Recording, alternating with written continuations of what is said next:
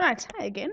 In the second tutorial within products, we're going to be looking at order of work because products are relatively easy as long as you know how to multiply your signs and your numbers and your letters together. It's the order of work that tends to get us down. What do we do first? So let's look at a couple of examples.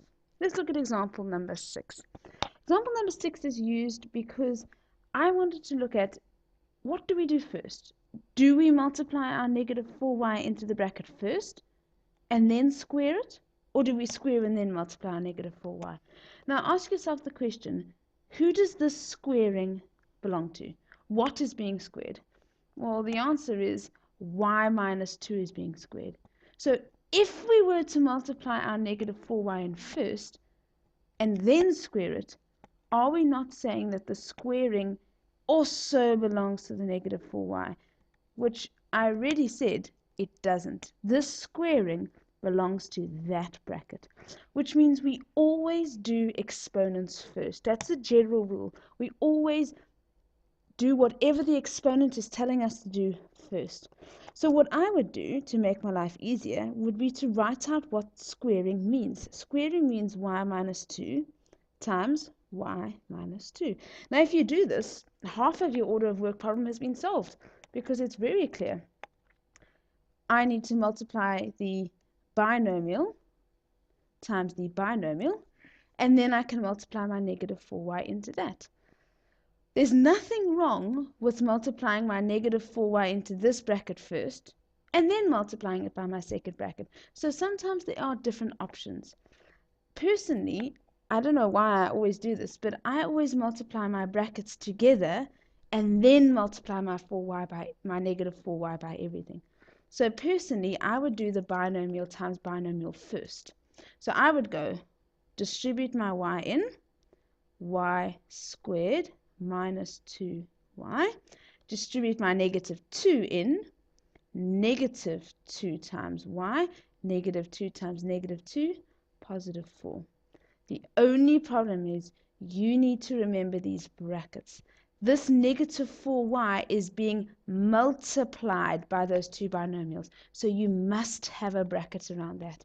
That's the only problem with the way I do it, is people often forget to put these very essential brackets. But now this is again very easy. It's just simple distribution.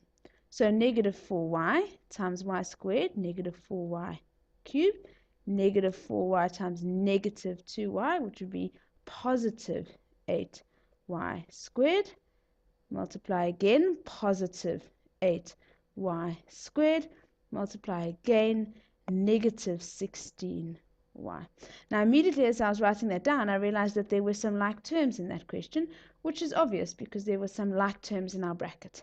So all I need to do is add 8y squared to 8y squared to get 16y squared. And, sorry, I missed a cube there, and I'm finished. Now there would be nothing wrong if you wanted to go back to this step and multiply your negative 4y into your first bracket and then do your binomial times a binomial. You would have got exactly the same answer. Let's look at the next guy. Now this guy I chose because this is our first example where there's two separate terms in the question. A minus or a plus sign, which is not in a bracket, separates terms. So in this example, there are two separate terms.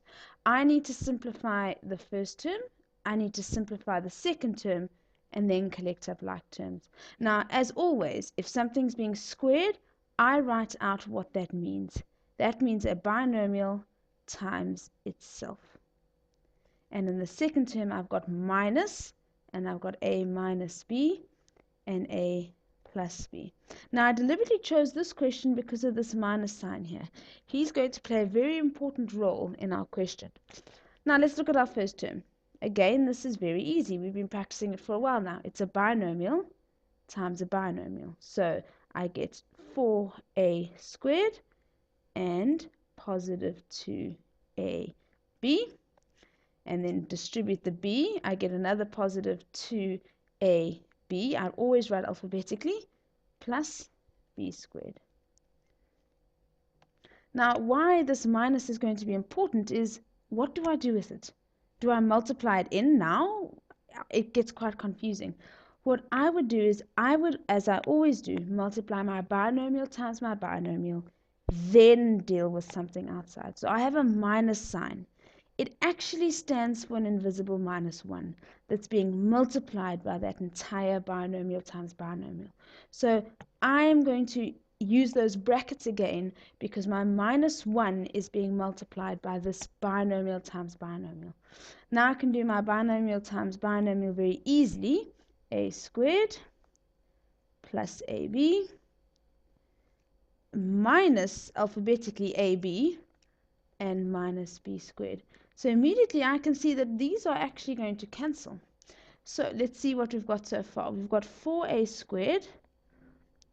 I've got 2ab's and another 2ab's. So immediately I'm going to combine them to 4ab's and b squared. And now I have to distribute in my minus 1, which was so important. So I've got minus a squared minus ab plus ab and plus b squared. So finally I've got some like terms and then I'm finished. So 4a squareds minus 1a squared. Remember, if there's this 1 there or not, you won't be penalized if you write it in, but it's not essential. So this is 3a squareds. 4ab minus ab plus ab, they cancel out, so I've just got 4ab's. And b squared plus b squared is 2b squared. So this example was chosen for a number of reasons. What we've done is illustrated how to deal with the squared. I rewrite the bracket times itself. We've illustrated that there were two separate terms here, so you simplify each term and then work from left to right. And this minus 1 times the bracket. I always multiply my binomials together first, and then I remember these brackets here, and I multiply in my minus 1. So that was quite a nice example. Let's look at a couple more. This example is, first of all, I can see immediately I divide it into separate terms. I see there's a minus sign in the middle of nowhere, which means this is two separate terms. Now this is quite confusing. It's 3 and then a bracket and then b. What does that mean? Well, if I write out what that actually means, that means 3. There's no plus or minus sign between it and the bracket, so it's multiplied by the bracket. And there's no plus or minus sign here between the bracket and b, so that's multiplied by b. And it's two separate terms. That 2 is in no way attached to my bracket. Now, this is multiplying together of 3 factors. There's one factor, second factor, and a third factor. Now, fortunately, I've said this before, multiplication is commutative, so order doesn't matter. So why can't I rewrite this as 3 times b times the bracket? Now, I'll show you why I prefer to do this in a second, but that step there is simply using your knowledge that multiplication is commutative. The factors that you're multiplying together can be swapped around in order. Now, why this is nice is if I write it very simply, 3 times b is 3b times the bracket. I don't need to write my multiplication sign. And that is a very simple distribution. Two separate terms. I'm distributing in my minus 3b. Now, that's a lot easier to do than that guy up there. Often we get confused. Do we multiply the 3 in first, the b first? It's quite confusing. So I swap my order around, which I'm allowed to do in multiplication.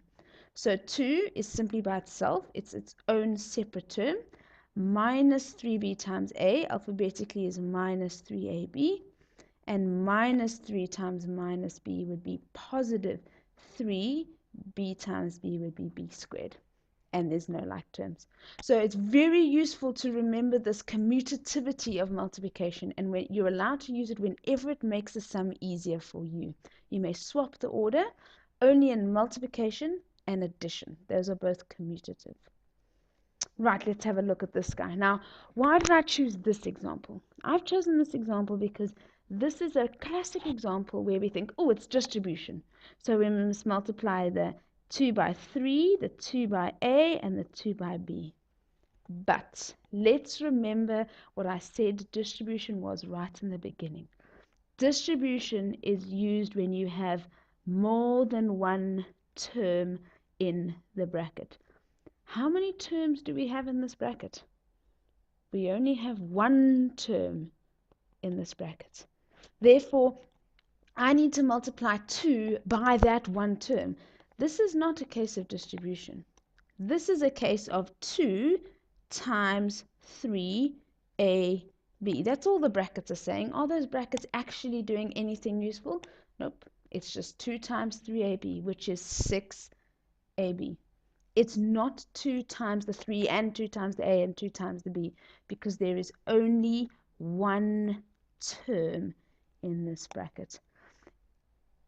An analogous case of distribution would be if it was 2 and 3 plus a plus b. Then there's 3 different terms in the bracket. Then the 2 must be multiplied by each term.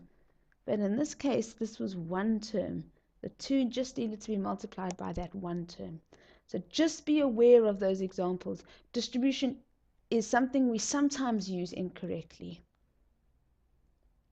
Now let's have a look at exercise 2. Exercise 2 is about order of work, and some of these examples are quite complicated. So I would pause the video, I would write down all these questions, and I would simplify each of them to the best of your ability. Good luck!